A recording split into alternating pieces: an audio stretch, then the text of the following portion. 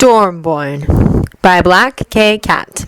Chapter 10, First Movement. Hope in Harmony. Harmony. Pleasing combination of 2 or 3 notes played together in the background while the melody is being played. Also refers to the study of chord progressions.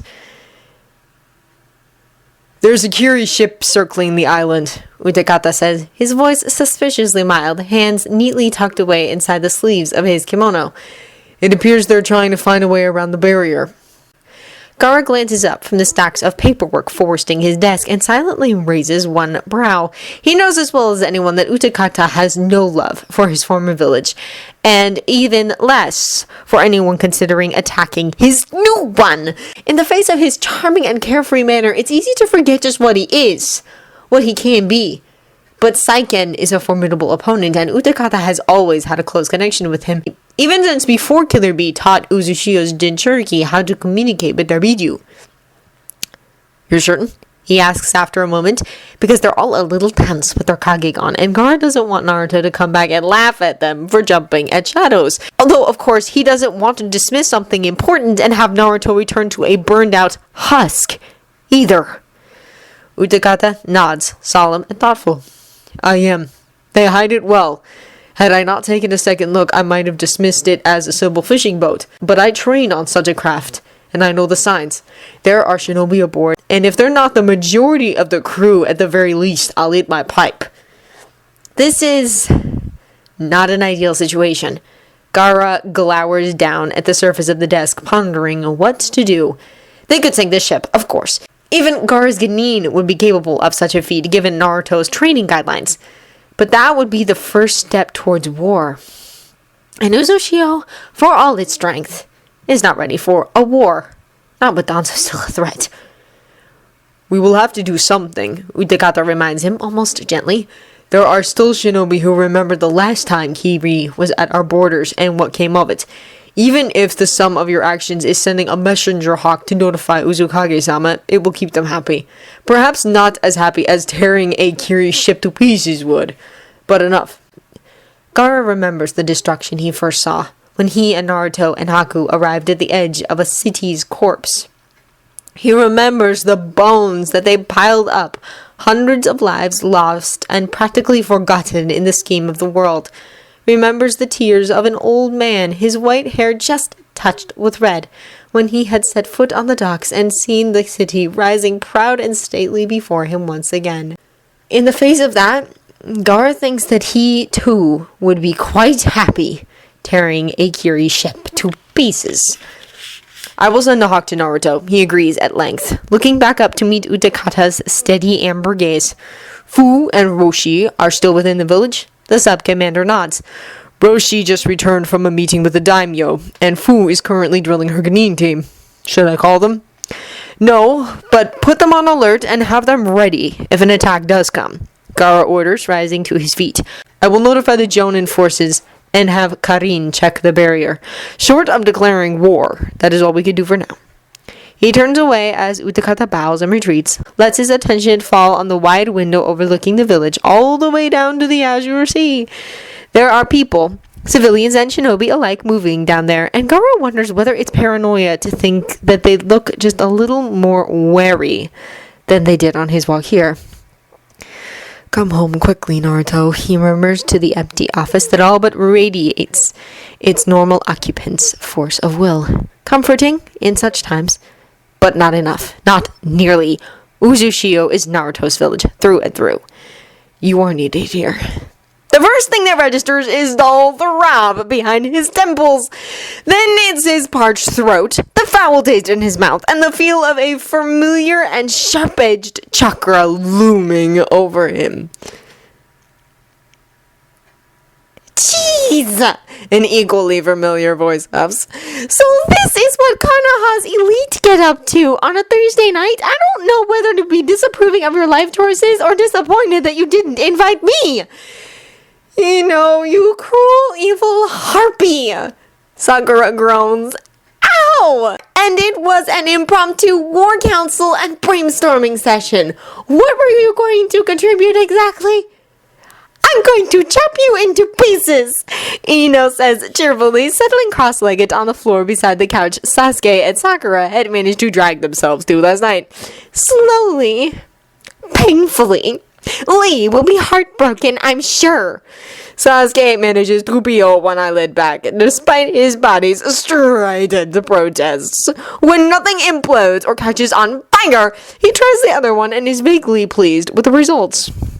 The ache in his head is manageable, as is the state of his stomach.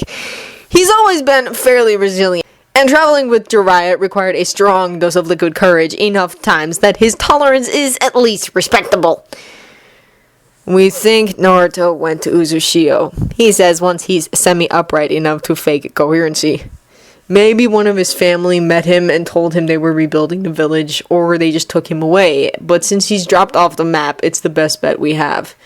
Ino grins at him, bright and wicked and looking far, far too awake for this hour of the morning. She's also perfectly dressed in her clean, unwrinkled uniform, and even her hair looks perky. Sasuke vaguely sort of hates her for it, since he feels like he got run over by a small herd of wildebeests sometime last night.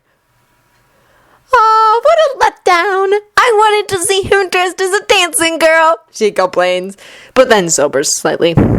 Let me guess, you're going to stage a kidnapping and pump the cute blonde one for answers? Sasuke grunts.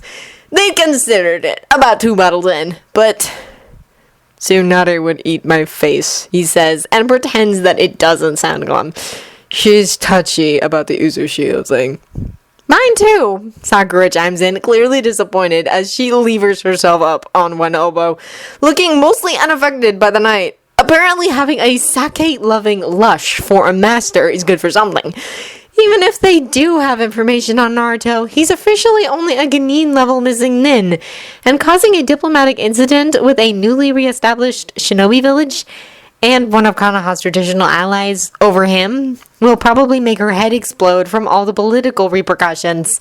That is, in a nutshell, exactly why Sasuke sympathizes with Jiraiya's determination to never become Hokage. Tsunade is good at it. Sasuke would just not care no matter the consequences. He's bad at that kind of thing and always has been. Polite interrogation then? Ino asks. Or, well, whatever Sasuke-kun's version of it is. Sasuke suspects he should be offended by that. But his desire for coffee overrides it and he pushes himself off the couch, untangling his legs from Sakura's and sparing a moment to be deeply grateful that it wasn't Lee who walked in on them. He can only stand so many challenges in the name of Sakura's honor after all, and he's already reached his monthly quota. Sasuke, coffee, Sakura orders, then flicks a glance at Ino, who grins and nods. 2 of them. And then get out, find the Uzushio nin, and get us some answers. This is my house, Sasuke protests, even though he's already heading for the kitchen. You can't kick me out. The only response is twin giggles, and he rolls his eyes, stalking over to add water to the coffee pot. He remembers Naruto taking Sakura's hits, untrained as they were, and then brushing them off when they were kids, and is a little amazed by it. He'd much rather suffer through her orders and just get it over with than risk her punching him through another wall. I should have run away with Naruto, he grumbles, watching the pot fill with coffee, the scent alone returning life to his limbs. If I had known that staying meant becoming your trained monkey, stop complaining! Ino advises, wandering in and laying out 3 mugs. Sasuke narrows his eyes at her. Despite appearances and her and Sakura's apparent misconceptions, this is his house! You know you love us both to pieces, and your life would be a barren, wasted thing without us. Sasuke knows no such thing, and gives her a glare that he hopes indicates this, folding his arms over his chest. He's entirely aware that he cuts an impressive figure, one that fully intimidates Anbu trainees, and sends them cowering over to the less intimidating Ino with their questions. Of course, after that, they quickly learn that there's a reason Ino wears a tiger mask, and it isn't because of some overinflated sense of self-worth. Ino ignores him, as she always does and always has, and cheerfully orders, "Sugar, Sasuke-kun," with a bright grin. Sasuke doesn't even hesitate to pass over the bowl of salt, baring his teeth right back. Sakura, just sidling into the kitchen, catches Ino's hand. Half a second before the blonde doctors her cup, tilts the salt back into the bowl, and retrieves the sugar from the top shelf. She shoots her Guinean teammate a dry look and tells Ino Sasuke doesn't like sweet things, so he never keeps them on hand. If it's in reach, it's not sugar. That earns Sasuke a raised brow from the blonde as well, but Ino simply murmurs, noted, and wanders away with her mug. Sasuke can hear her flop down on the couch and winces, imagining brown stains everywhere. Be nice, Sasuke, Sakura warns, taking her own mug and adding milk until it's a pale beige. Sasuke winces at that too. Adding anything at all to black coffee seems like sacrilege. She takes a long sip, humming in satisfaction just to be petty, then lowers the cup with a sigh and says, "You're going to talk to them today?" Sasuke doesn't have to ask who she's talking about. Of course, if Naruto is in Uzushio, he'll be memorable. They'll know him. Of that, at least, Sasuke has no doubt. No one can just forget Uzumaki Naruto, not even when they try. Sasuke knows that from experience, not that he tried very hard, or for very long. It was just frustration. Hopelessness. But this is a hope. This is a chance. He bolts his coffee back, barely registering the heat of it, and then heads to his bedroom to change clothes. Even if he's never been one for social niceties, appearing in front of two men who know Naruto, who might carry word back to him, in clothes that smell like a floor of a bar with yesterday's 5 o'clock shadow taking over his face is not acceptable. Moreover, it's something Jiraiya might do, and Sasuke would fling himself off a cliff just to be contrary if Jiraiya told him not to. "Don't destroy my house," he growls at the two women sprawled out in his living room as he stalks past. Ino just toasts him with her mug while Sakura rolls her eyes and makes a face at him. "Live a little, Sasuke," she retorts. "What's a couch without a few coffee stains?" "Mine," Sasuke instantly counters. "I will trap you in a nightmare where Shikamaru is your husband if you spill so much as a drop. And I'll make yours being married to Lee." That gets him twin cries of protest and offense. But Sasuke is already out the door and gone.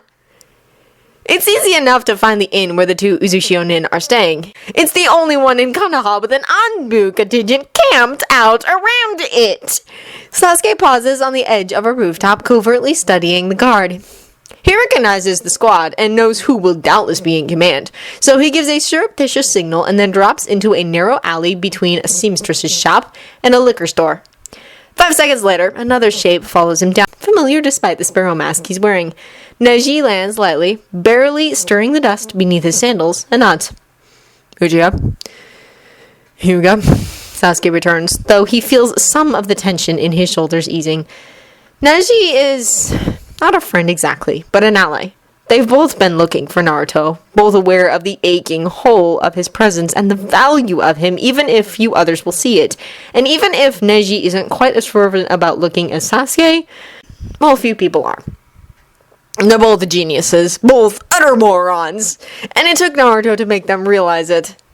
"The visitors?" Sasuke asks, folding his arms over his chest and leaning back against the wall. Neji huffs, sounding faintly offended. "They raised some sort of barrier at first," he says darkly, one that the Byakugan could not get past. "It blocked both sight and hearing within the room for the first hour, but since then the sight component has come down. We've been on duty since yesterday afternoon and nothing beyond that has occurred." He looks Sasuke over for a moment and then adds quietly, "They keep mentioning their Kage and Uzumaki." Sasuke nods, but doesn't go into detail. Neji is more than capable of reading in between the lines, and he knows Naruto has been Sasuke's first priority for almost a decade now. "I'm going to talk to them," he says, practically daring Neji to stop him, and moves in a blur, leaping up to the roof and over to land on the balcony next to the room Ino checked the foreign nin into. To his surprise, the dark-haired one, Yuki, is perched on the windowsill cleaning his senbon with his hair down, but his visor in place. As Sasuke straightens, he sets the polishing cloth aside and glances up, then cuts Sasuke off before he can even open his mouth. "You'll want to direct any questions you have towards Yoko," he offers, a faintly wry smile tipping the edges of his mouth. "He is the one with the position and authorization to answer them. I'm just here to see that he doesn't kill himself doing something noble and foolish." Sasuke snorts. Is that likely? But then he remembers Yoko's easy, tearful trust at the gate and tacks on, never mind. Is he here? Yuki shakes his head and points south with one of his senbon. He went to explore the market earlier. Since I assumed there was little trouble he could find with an entire Anmu guard platoon in tow, I elected to remain here. He should be simple to find. Just listen for laughter. Barely swallowing a huff of his own amusement at the image, Sasuke nods his thanks and leaps up to the rooftop again, inclining his head to Neji and then heading for the market with swift steps. It's not quite as easy to find Yoko as Yuki made it out to be, of course. The market is large and busy and hectic. But Sasuke was a good memory for Chakra, and Yoko's had felt like sea air on his face yesterday, easy enough to pinpoint against the fire heat and earth warmth of Konoha's population. He wonders, as he scans the crowds, if Yoko is an Uzumaki, since he didn't give a clan name, but in the end, it doesn't really matter. Either way, he should have the information Sasuke needs. A moment of looking and he finally latches onto that whisper of chakra, cool and light, almost the way Naruto's was, but fainter. Not quite as deep. Smaller reserve, Sasuke supposes, or Yoko is better at hiding his chakra. The blonde is perched on a rooftop to Sasuke's left, watching the people below with an easy sort of humor. He looks up as Sasuke approaches, politely keeping his speed down so as not to startle the Uzushio nin, and offers a smile just barely visible beneath his mask. Uchiha-san, he greets, cheerfully, leaning back on his hands. Beautiful day, isn't it? Sasuke nods, just barely containing himself from battering the blonde with questions, and slowly takes a seat beside him. He wonders how best to approach the subject, and then decides that since his tact is pretty much non-existent anyways, he might as well just dive in head first like he always does. Uzumaki Naruto, he says, and hopes his voice isn't as desperate as he feels.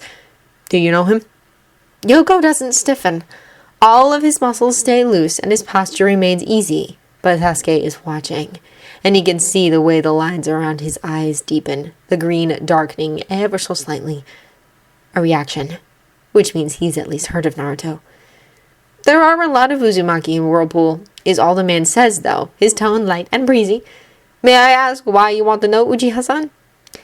That's a non-answer if Sasuke has ever heard one, and he can feel his heartbeat pick up slightly in his chest. Yes! Naruto was my Genin teammate, he says evenly, not letting his sudden euphoria show. He vanished 7 years ago, and I've been looking for him ever since. You said that Uzushio is the home of the Uzumaki clan, so I thought... He trails off into silence, and Yoko doesn't pick up the thread. He simply stares out over the market, expression hidden as he turns his face away, but Sasuke has learned patience over the years and waits him out. For Naruto, for even the vaguest hint, he would wait a decade. Uzushio's population scattered after the invasion, Yoko says at length, shaking his head. The bells strung on his hair sticks chime brightly, a mockery of lightness against the tone of the conversation. Uzukage-sama called them back to rebuild. There are... missing nin among us, missing nin and deserters, and shinobi who never had a place to call their own. It's a village of outcasts and castaways, and all of us come from somewhere else, or by way of somewhere else. You can understand why I might hesitate to give away information on a possible Uzushio shinobi. Sasuke understands, but that in no way means he has to like it, or even accept it. He grits his teeth as the words resound in his head. A village of outcasts and castaways. And if anything is ever described what Naruto was to Konoha, that's it. Proof enough likely that Naruto is in this new village, among others like himself. The pieces connect. Oh. The Jinchuriki, he wants to say, remembering Jiraiya's information on Utakata, on Roshi, on Fu, remembering Gaara and his lonely sword of fury. Missing nins, or outcasts, or both, all of them. And surely Uzushio would not be this defensive if they had nothing to protect, nothing to hide. When Sasuke blinks away the sudden rush of thoughts and looks over, he's met by solemn green eyes framed by tumbled locks of sun-bleached blonde hair, an expression with gravity and determination and fierce, ferocious protectiveness all wound together. Yoko isn't going to tell him anything more, and there's a warning in his eyes for Sasuke to keep what he has said to himself. It's a show of trust when none was asked for, an offering that says more than anything that Sasuke's hope is not misplaced. Because Uzushio is a village for the lost and the displaced, the wanderers and the dispossessed, populated with Jinchuriki and Uzumaki and shinobi with nowhere else to go, and surely Naruto is among them. Sasuke closes his eyes, and the feeling in his chest is too bittersweet to be a victory, too sharp and hot and aching for any sort of triumph. But it's something. After nearly a decade of nothing at all, something is in itself a victory.